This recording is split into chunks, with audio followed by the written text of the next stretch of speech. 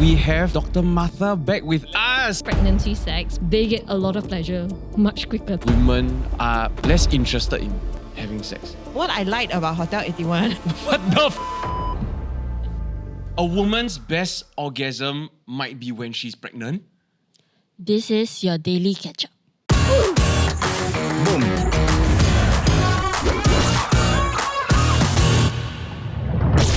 It's been a while, It has. but we have Dr. Martha back with Let's us. go! We did an episode with her 2 years ago In our old studio. in our old studio to talk about sex. Sex.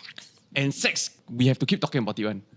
And doing also. It's so important, correct? Okay, but I do want to say that this whole episode, right, or these 2 episodes are for educational purposes. Oh, absolutely. Okay, Yes, for us to we are very understand serious. our body, our minds, each other better. Okay? Yeah. So the stuff that we're going to get into is, it might be a bit graphic, but understand that they are valuable takeaways. It's for you. And today, we have another special guest with us, Shireen. Hi, Welcome. Thank you. So Shireen is an associate of Dr. Martha. Wow. She- Then almost have the title. Correct, Wow. right? Okay, could you care to introduce yourself a little bit for the audiences? So I'm Shireen. I've been a counselor. I've been working with students and the youth, primarily a big chunk of my career. When I became a mom, I pivoted to private practice and then I did Dr. Martha's course. And so now I'm helping couples and the young ones too.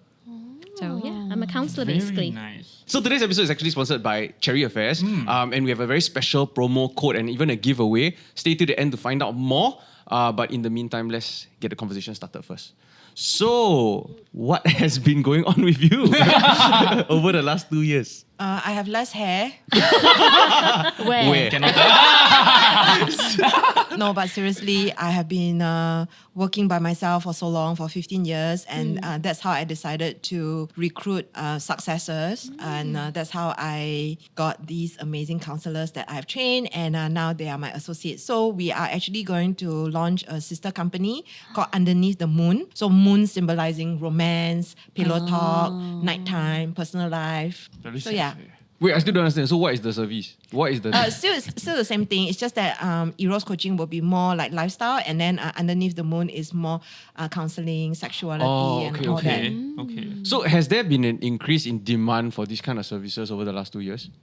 In the last 1 year, I have a lot more LGBTQIA clients coming to see me. Okay. Yeah, after 377A was repealed last year. So I think maybe for people who are in the majority who identify as heterosexual, being in a position of privilege, I don't think we really realize that having a law like this repealed actually makes them feel validated and make them feel seen. And then they want to work on other aspects of their life, including their relationships. So I have been very, very moved by that. It's almost liberating for them to be able to explore and be more open about it. So. Yes, my gay BFF, I guess, he actually Slay. told me that he noticed more couples holding hands in public than he has ever seen in Singapore. And these are things that maybe when you're heterosexual, you don't really realize. Yeah, but yeah. it's actually really important to have this kind of a climate. Yeah. So like I've noticed it as well, right? But the thing is that because it's so endearing, I like to look at it. But then I realize as I look at it, right, it might seem as though I'm judging. So then I have to then react in a good way. So like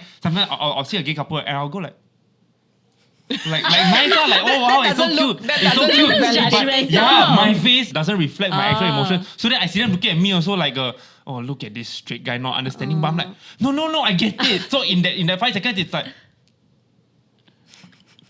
No, I think you look scary.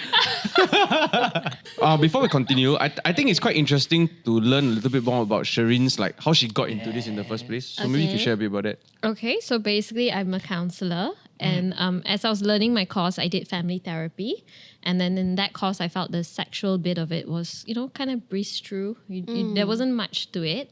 So ironically, Martha would launch her professional certificate course last year and I was postpartum. And I was like, Wow. I have to do this course. I have to learn. This is an opportunity. And I did it. And I learned so much that I had no idea. I mean, this is me, a person who is an adult, have a kid, and I still don't know a lot of things. So Right. it was really good. I blew her mind without blowing her.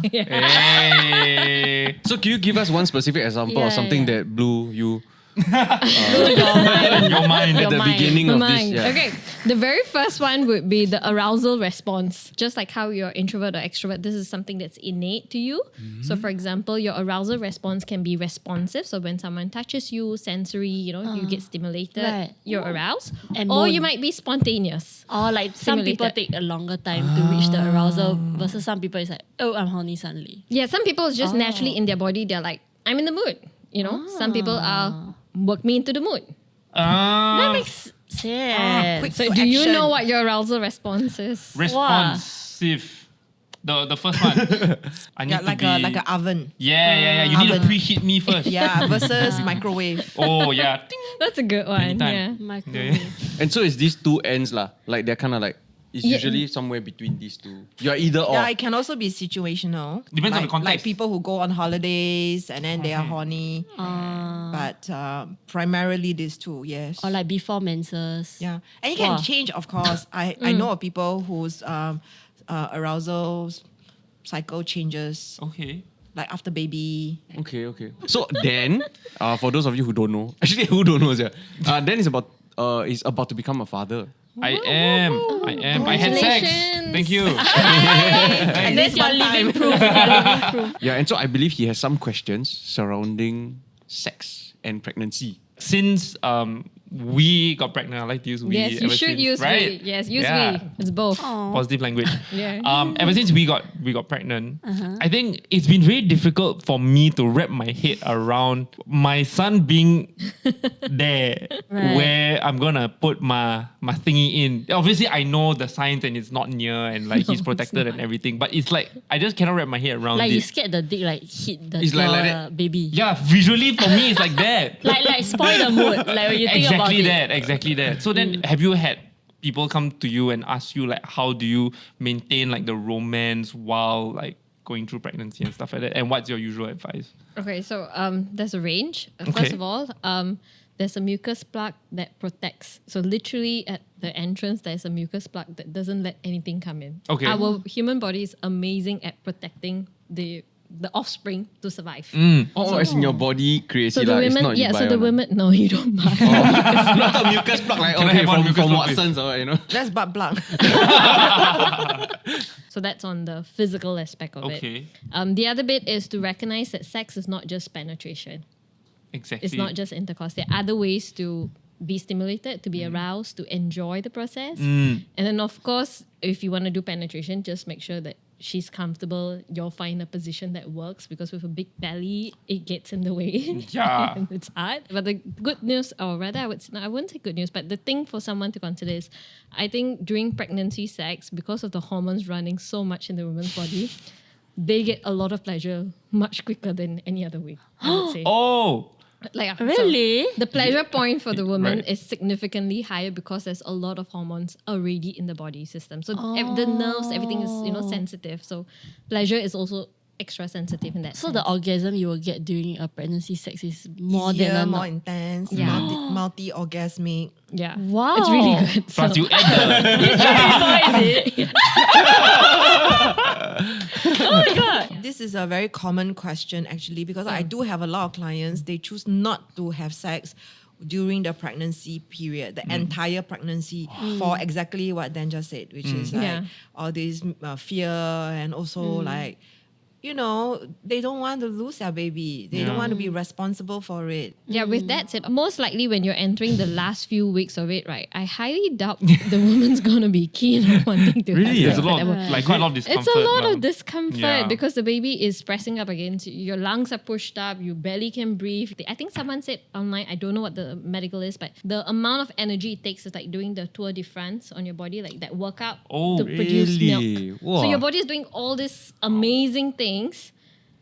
Most likely, she probably want to rest, sleep, Yeah, take it yeah. easy, Okay. you know, True. calm down. So, but I think second trimester is a great window to have fun. The female body is second amazing. trimester is where the party's at. It actually really is. Because like that's when like everyone told us to like, I mean not just for sex but to like to travel, that was the best time. And Like I think for Nat also, like she felt the most like unpregnant during that time, the most active. The problem for me was that I was kind of aware, like I did up the research just to make sure like it was all safe. And I just somehow just couldn't get my head around it. I guess it's not so rare after all. Like quite a lot of people feel that same way, which is so sad because from what I hear, pregnant women get hornier more often. I mean, if she's pregnant again, then you try again, no?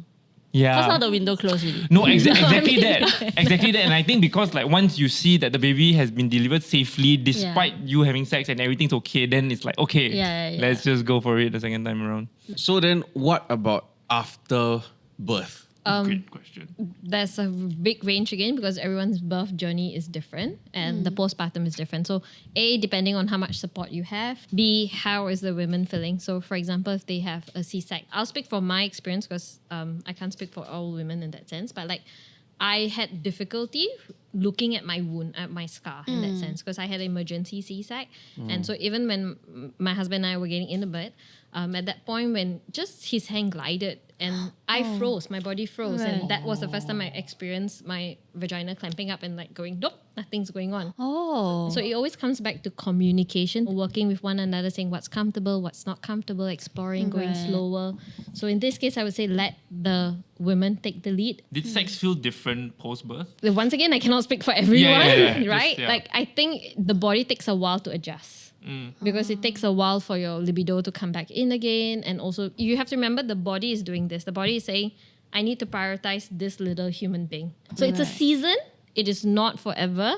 It will pass. But what's helpful is having a supportive partner that, you know, goes beyond penetrative sex and enjoy the other bits. Then, just enjoy it. So that means for most couples, right, they will experience a decrease in like sexual frequency after like for about like what, half a year, 1 year after giving birth. Yeah, I do have a lot of clients. They share this that their body doesn't feel the same. They don't feel like themselves after even 1 year after baby or 2 years after baby, and during that entire period they don't have sex. Wow. So by the time their child is a few years, then they will want to address this by coming to me. Like, oh, we didn't have sex during pregnancy, we didn't have sex after baby, it has been a few years, what do we do? For a lot of relationships, there are studies that says that with each child, your happiness in the marriage decreases by 20%. Oh my gosh.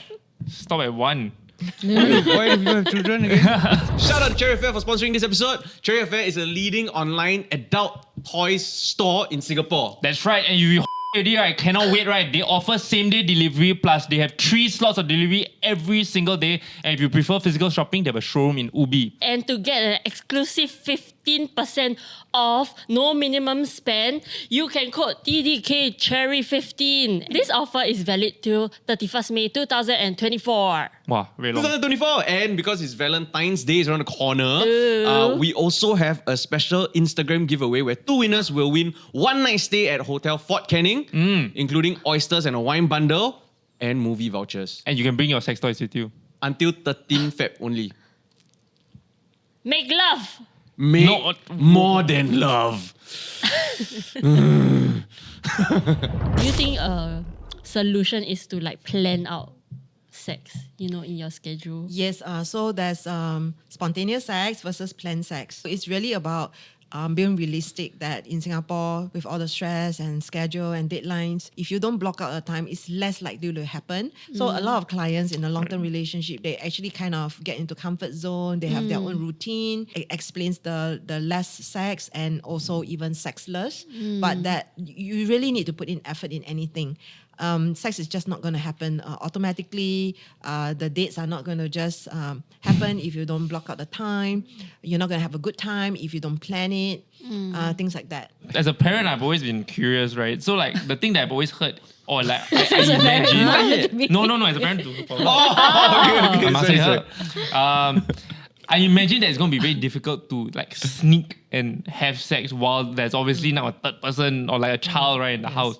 So then how best do you like plan intercourse with your husband now, knowing that there's a child there? Isn't it advised to have sex in front of the child? Why? I thought it normalizes it. No? Okay. Interesting. I I'm sorry, I'm not one to say yes or no to that. I would say no because I think that's unnecessary exposure at a very early young age, which we don't want to do. Sorry. Thanks for clarifying that. Very important. I believe a lot of This people is also how felt you're very Okay, important. but I do have a lot of clients. That They do do. co-sleeping, right? They sleep Yeah. with their child. Their child is between them. So they do have quickie sex. They do have it in front of their child. But I think it comes to a certain age where they, whatever age that they decide is inappropriate, then they stop lah. And I imagine they are doing that when the child's asleep and the child's not awake. Yeah, the child is asleep, So it's of not course. in front of the child. Or Yeah. with an iPad lah, can really. The child's Not iPad. No, you can't. What No. iPad? They will just No, be iPad. playing what? They're so Baby, addicted. baby, then still they won't baby, know what's- still oh. baby. If they can watch an iPad, they They shouldn't be knowing anything about sex yet. They'll be watching you having sex. It's like imagine, Which is- I remember watching my parents have sex at the age of 4. You did? Is that No, I'm saying imagine someone says that, like, okay. that's so rubber. So does that answer your question? No, so I am curious to find out, like, I guess whether there are general strategies or any strategies that you employ to go, like is it as though, oh my god, my child's asleep, now let's go faster, get in the room. Okay, so they do it quickly, one. They do it when the child is not around. Yeah. They do it in the next room or somewhere else. Yeah, get creative. I mean, plan a vacation. Ninja skills. What, daycation now? Daycation. Why all holiday Yeah, getting shorter and shorter? I really hope the hotels in Singapore don't stop vacation because I think parents can thrive on that. Then there's Hotel 81, of course. Yeah. Yeah, get sponsored. If you want a quickie. Okay, we'll go and show you the hotel tour, room tour, okay? Okay, I've been. How I've been is to it? several Hotel 81s. Oh. When I was younger. They are clean. And the sheets are clean. It smells of bleach. Very, very clean. It's super wow. bleached. What I liked about Hotel 81 when I was younger was me and my partner will compete with the next door and try to be louder than them. You can hear. I was like, okay, since we're all paying the same rate, I need to maximize the room. Actually, that So, sounds fun. Yeah, it's fun. It's like, wow, we must beat them. Wait, doesn't semen smell like bleach? So it could have been semen that you were smelling. Have you smelled your own semen before? Semen doesn't smell Yeah. like bleach. No, like Clorox, a bit like chlorine. Some of my Yeah. some of my students say semen tastes like chlorine. Okay, Is but that- taste is informed by smell, so maybe there's a relation there. When I talk to couples sometimes, or at least what I've heard lah, is that a lot of times, sometimes the women in relationships, right, in heterosexual relationships, are less interested in having sex. Yes, very, very common. Especially with my clients in long-term relationships. Oh. Why? Is there an actual reason why? Is it the men just buang? So there are many, many reasons for low sex drive because it's such a complex topic. It could be because someone is as simple as tired, not getting enough rest, stress, death, COVID, sick, cancer. There are so many possible reasons. Kid, and if they have a partner who is not supportive, a partner who is like wham bam, thank you ma'am kind of a person, like a quick person, like Quickie. they can feel like, okay, it's all for you, it's always for you. I'm already overwhelmed, and that can lead to a low sex drive. It can lead to sexual aversion, shutdown. So if your partner is not comfortable like talking to you about sex, then how do you like bring it up?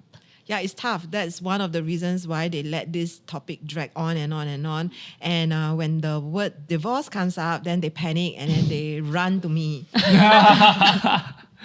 So yeah, my work is really, really stressful because you think it's just sex, but actually it's a lot more because there's also the relational part, there's the communication part, especially when you deal with people with different attachment styles or conflict styles. So it gets very, very complex. Maybe some practical advice that couples right now can take away or can apply. Like if say I'm trying to communicate or I ask my partner what they want, but they are too shy to really tell me, and we've tried this a few times already, then what is something that they can try to do? Okay, first thing is to take ownership. You ask your partner, maybe they really don't know, or maybe they are shy. You don't know why they are not speaking, but you can speak from your own perspective, and then you can say, "This is how I've been feeling. I've been feeling that we are not having sex as often." You can say, "To be very honest, I think I'm getting a bit bored." You can say, "I would love to try this with you, but I've always been shy to bring this up. What do you think about this?" So when you are authentic, you are actually inviting them to be brave as well. So it may not not be an immediate thing. It may take some time for them to really understand that you really mean it. You really, really genuinely want to know without judgment, and you really want to grow with them. Another strategy you can use is plan for your intimacy, building it. So work it into small things like where you'll have touch points or you'll have, connection. So your communication skills, your conflict resolution skills, these are all aspects of a thriving relationship. And then when you have a thriving relationship, very naturally, the other part of sex will then come in. Yeah, I think you have to be a good, healthy unit first before. You need to be able to not be healthy. Like you have to have fights. I'm not saying that Okay, my husband and I didn't have fight. Oh my Right. God, the first year is like, war on zone after that. But the makeup sex though.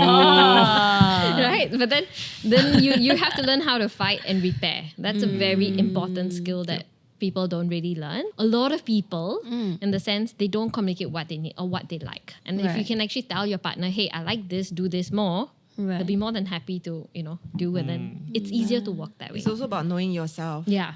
And being able to speak up, because in our Asian culture, like a lot of people don't speak up, but instead they act out like in passive aggressive ways. So if I tell my partner right now that, sex boring sia with you, Okay, maybe don't say it in that way. Let's get creative in that sense. Of, Okay. First of all, try and understand the example. We're gonna workshop this. no, because it's not like I haven't been trying to communicate, you see. That's the Yeah. frustration, Sure, right? sure. So that at some point it's like, it's boring. I don't know how else to describe it. Then there comes that it does feel personal. It is so personal. Yeah, how do we then find a way to overcome that hurdle? Sure. So a couple of strategies. So I always tell the clients I work with, it's not you or the person. It's always the strategy that's not working for you. So you're amazing, your partner's amazing. The strategy is failing you, or there are more than one ways. Okay. So have that mindset first. Second of all, be curious. Is your partner not sharing more with you? Is it because from a family background they were told never to do that? Because think about it, females have been told their whole life that their pleasure is not really important.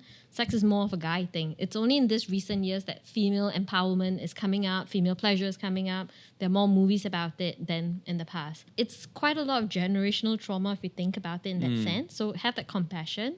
And then they really may not know because nobody talks about it to them. So if let's say a face-to-face talk is very confrontational because it feels like you are telling me something is wrong with me versus maybe sending an article and then saying, I'm thinking this, what do you think? How do you feel? Sometimes when you text or you message or you send an article, you read it in your own voice. You don't hear your partner's voice. So you don't hear the judgment in that sense. Okay. Or you can produce a podcast episode about it and then send her. Send Oh my her God, this is that what episode. you're doing? So honestly, You this must is watch this. later in this episode, or maybe in the second half of this, right? We are actually going to explore like how, like methods and ways to pleasure both male and female people. I guess, yeah. And Sure. coming People wear back, parts. Yeah, and people coming their back parts. to your bit of boring. So maybe instead of the word choice boring, maybe it's not as exciting for me. I don't feel as close to you. So see what love language your partner is and use that. Then was indicating that should I write a letter? No, I was saying take down notes. If it works take for some you, notes. if it works for you, let her go for And it. if Yeah, but I Right. do sometimes encourage my Yeah. clients to write letters because they've tried to communicate to their partner. They've repeated themselves. So finding different ways to get through to them. You can text them, you can email them, you can write a letter to them. These are all different ways to get through like, hey, this is serious without needing to have a meltdown Yeah, or Right, threatening like- divorce. creative. Dirty notes and leave it at different parts of the house. Yeah. Ooh, then Or you you might try that. Or you can buy a toy from Cherry Affairs. Oh, The love language boy. is gifts. Yes, that's a good point. Wow. Or acts of service. solid. Yes. We got it going. I think something that I'm obviously very curious about, and I guess me and my wife are curious about, somewhere down the line is, as we're having kids, like what's the best way to kind of introduce sex education? So my perspective and my lens is that it's layering. You're not going to tell a newborn this is sex. Like, Yo, that's not, sex. that's not appropriate. So you want to do basic things like seeking consent, like give them the power to know what consent is and to exercise their consent. So something as simple as, when you're changing the diaper, just say like, hey, I'm going to change your diaper, or I'm going to massage you, especially when you do baby massage, you always ask for their consent.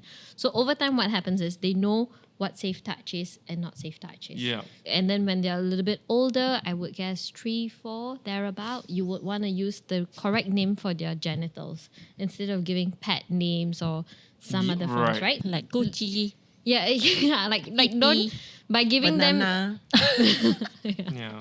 by giving them names, you are also in a way creating a shame about it. So there's no difference their genital to their other body parts, right? So you're creating a safe environment that this is part of you and it's okay. Oh, another thing, their nose, respect their nose. The nose. Their nose, so yeah, they will The enter their nose. cerebral too and go no. Oh, I thought the nose. I thought Oh, no. no, sorry. No. No. It's And like, oh, can I help you no. dig?